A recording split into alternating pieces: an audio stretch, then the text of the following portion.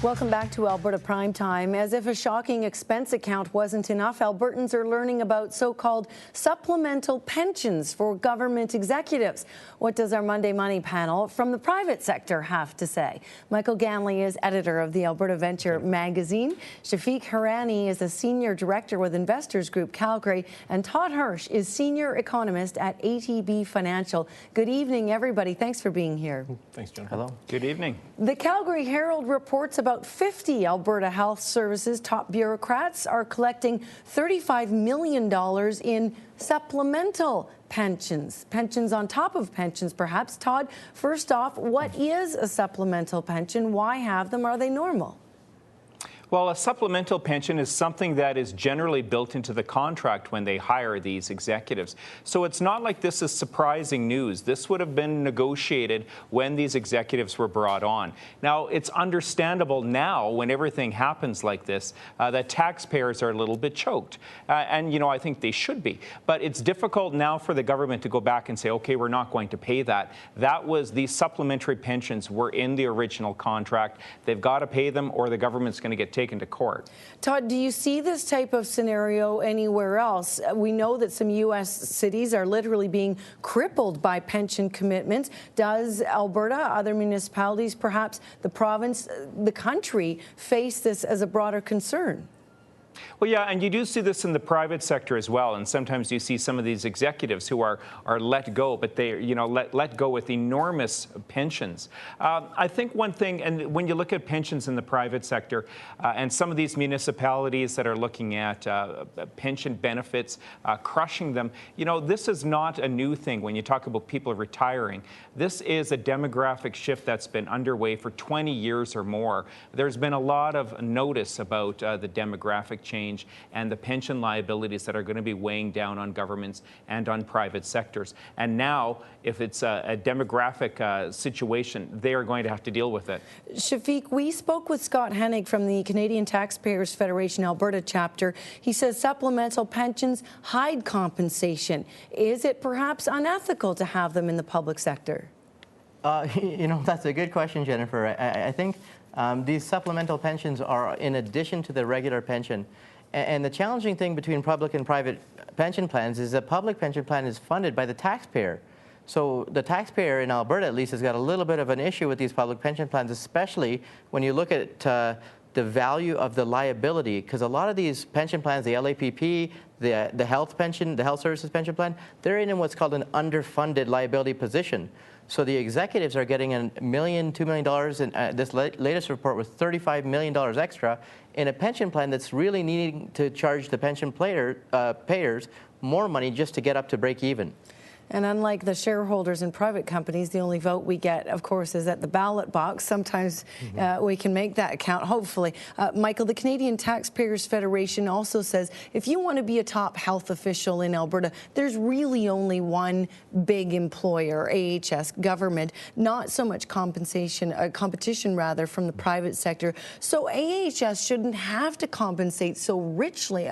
Who are they competing with? What do you think of that? Well, I don't think it's a provincial market for this kind of talent. I think they are looking nationally and even internationally, so they're competing against health service boards elsewhere.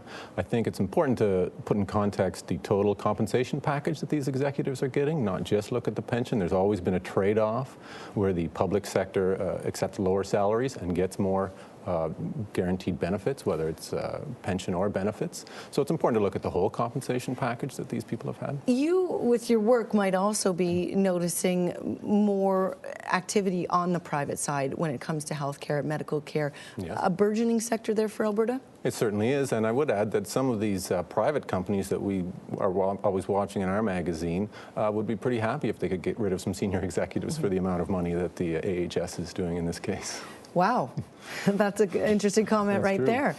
Todd, hiring also an issue on Alberta Health CFO scandal.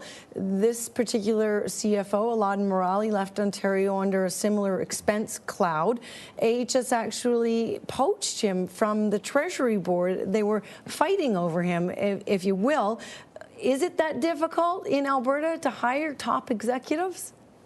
You know, that's a great question, and it's a little out of the realm of where I normally operate, so I don't know. I've never hired one of these people. But I do know they look for very specific skills. They have to have experience in those areas. They have to have experience leading a large group like that. I don't know if these people would be that easy to come by. Right. Shafik, Alberta Health is refusing to say which private sector consultant it's hiring to review its expense and hiring practices. Is that secrecy necessary? No, not at all. And that's part of the issue. They need a little bit more transparency and clarity, especially if they're reporting to the general public. And you know, the whole infrastructure of the medical system right now has been changed. There used to be a regional health authority. There used to be the Alberta Health Services. And that's all been reformatted into the superintendent of regulation. So they should be more transparent in the information they provide. Should the hiring on that consultancy be within Alberta?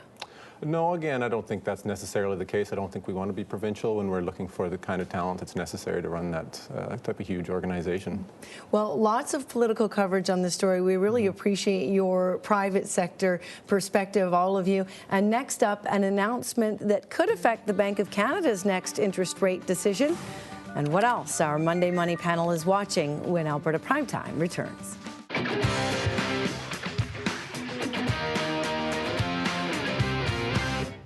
Welcome back to Alberta Primetime and the Monday Money panel. The Canadian Energy Research Institute has released a study indicating Alberta may benefit most from royalties for bitumen shipped in the proposed Northern Gateway pipeline, but BC would get the lion's share of the construction benefit of an estimated $8 billion. Alberta would get 2.9. BC would take in 4.7, according to the report. Todd, is it enough benefit to convince concerned BC residents? Should Alberta let BC have that construction gain? Well, the fact that most of that pipeline construction is going to BC is a simple matter of the geography. It's got to run through the province. Will it be enough to convince some people? You know, people have dug their heels in so deeply on this issue that I really don't think for a lot of people in BC, including a potential new NDP government, I don't think any amount of money is the issue anymore. I think so many people have dug their heels in and would not want the pipeline for any amount of money. So reports like this are interesting, but I don't know if it's going to change the debate that much. Michael, what do you think, and what are you hearing as you work on your next issue? Well, it's a small potatoes, the building and operation of the pipeline itself. What's really important is opening up the oil sands to other markets, and that's where most of the economic benefit's going to come. And most of that is going to accrue in Alberta, although I think the case Alberta needs to make is that hundreds of contracts will go to thousands of companies across this country. There'll be opportunities for young Canadians and families to come to Alberta to work. Not just in the oil sands. We build hospitals, we build schools, we need nurses, we need teachers, we need everything here. It's a great job market, and revenues will flow to government, which flows to the provinces through equalization payments. That's the case we need to make. Shafik and Todd sort of epitomized this at the beginning of the chat, a bit of a chuckle. Would those in the know, including BC's Premier Christy Clark, have already done the math on BC's winnings on the building side? Will this report really just perhaps try to influence the political fight over how the provinces divvy up the profits? It's more of a, is it a done deal and it's just a matter of scrapping over which side gets a few more $1 billion? Shafik? Yeah, sure, Jennifer. You know, we have to remember in July, all the provincial ministers met, and the provincial premiers, and Christy Clark objected to a national regulatory framework on energy, and this pretty well ended all discussions of a national regulatory framework. So Alison Redford's in a really tough position here because you know, Christy Clark should really pay attention to the fact that out of it's $17 billion in construction costs over not Keystone, but Trans-Canada, Trans Mountain, and they're all flowing pipelines from Alberta to BC. BC's getting 60% of that share. The royalties from the income, BC has no right to. So, you know, that's the contentious bone. They're getting about 8% right now. They're trying to get about 9 to 10%. They're fighting over about an additional $25 billion in revenue over 25 years. Todd, BC's Premier, as you mentioned, many people just simply against the idea of the pipeline, but it would contribute $370 billion in gross domestic product over 25 years. She still says that's not worth the environmental risk. We know she's a politician. What are the financial minds thinking? This thing needs to go through, and the sooner the better?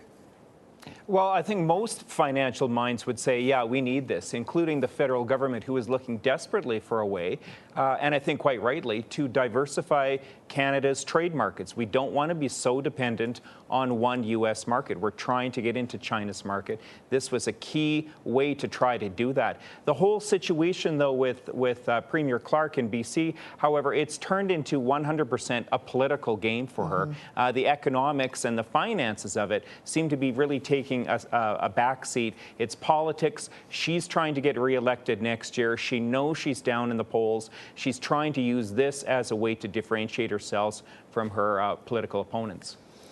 Pensions and pipelines aren't the only things that Albertans are buzzing about. Michael, what other items are on your radar as you prepare a new magazine? Well, there was the report out that housing prices in Canada are going to be dropping in the next few years. Scotiabank, yes. down 10% by 2014. I think we can feel comfortable that in Alberta, we're an exception to that case. Our unemployment rate remains very low. We need in-migration. We still need people here. Affordability is still very good in Alberta in terms of household incomes are relatively high, and housing prices, despite what you sometimes feel if maybe you're shopping for a house, are pretty low. So I don't think we'll be seeing any kind of correction like that. The energy buffer helping us out once again. Shafik, what are you watching? You know, it's a pretty slow week economically. There's two domestically reports coming out. Canadian inflation is coming out on Friday. And housing numbers are coming out also on Thursday. If inflation numbers range around 2%, then that signals which way the Canadian dollar is going to rise, or interest rates will rise, which will affect the Canadian dollar. Looks like inflation is pretty low, so we have nothing really to worry about on that front, but we are looking at the numbers. And is it possible that the inflation rate could influence thinking at the Bank of Canada as it considers its next interest rate move, Shafik?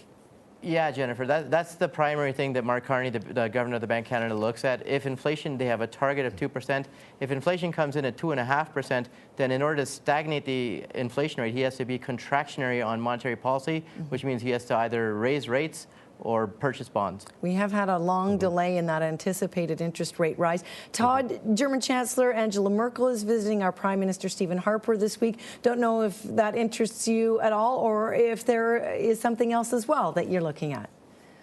Well, anytime one of the leaders of the EU is in Canada, I think that's interesting. I couldn't imagine Canada would take up too much of our attention at the moment, other than maybe to find out how a federation of 10 provinces and 3 territories actually do manage to work it all out, something that Europe is having a hard time doing because they have no central fiscal government in Europe. But what I'm watching right now, or these days, I'm watching both literally and I guess economically. I was driving a 5-hour drive yesterday back to Calgary, and I was watching the crops in Alberta. And the crop conditions in most parts of the province are in really, really good shape. Yeah. Agriculture sometimes takes a back seat. It's sort of the little sister to energy in this province. I think sometimes people do forget the significant contribution that agriculture does make to this province. Right now, those crops are in really good condition, and prices are through the roof. So I'd anticipate you'd see some smiles on, suppressed smiles maybe, but on some of the farmers' faces in Alberta. They'll want to wait till it's in the barn for sure, but yeah. You got to wait till it's in the bin, that's for sure. Bumper year. Quickly, before we sign off tonight, an RBC poll shows men and women very different mentalities when investing. Women are motivated by the life event that the money will go towards, whether it's child's education, a holiday, a wedding. Men like to know the exact number they need to save and focus on reaching that target. Shafik, do you notice that or take it into account at all with your Calgary clients? Yeah, you notice that every single day. You know, I think physiologically, men and women have different physiological makeups in our brains. Women tend to be more intuitive. Men tend to be more left-brain analytical, and I don't suspect that's going to change in the next little while. So. What interested me about that was the It suggested that men were more confident in their investing abilities than women were. But I wonder if that plays out in actually the success of their investing. Shafik, any sense there? Are guys actually better at it, or do we just think we're better at it? I think that's a negative correlation. The men tend to be more egotistical about the result in their portfolio. And in fact, Michael, in the last issue of Alberta Venture, you wrote about the sin of debt. Did you find any difference between the sexes when it comes to debt? No, I did not break it down by gender, I'm afraid. I'll have to do that next time. Your next project. Todd, a CIBC poll released today shows 45% of Canadians have no emergency funds. I mean, talk about saving. How about nothing in case something happens? Albertans, though, among the worst. 53% of us here have nothing should something bad happen. Is that higher than normal? Is it a concern? Well, it's probably higher than normal. I guess it is a concern because obviously things could happen where they find they're going to need some savings, some buffer. But on the other hand, maybe it's a signal of confidence, confidence that those emergencies aren't going to hit them. Or if I am laid off, I can find another job in an afternoon. Right. Or, and I'm not saying this is positive, or the fact that they know they've got a line of credit, they've got a credit card, they probably have parents who can help them out.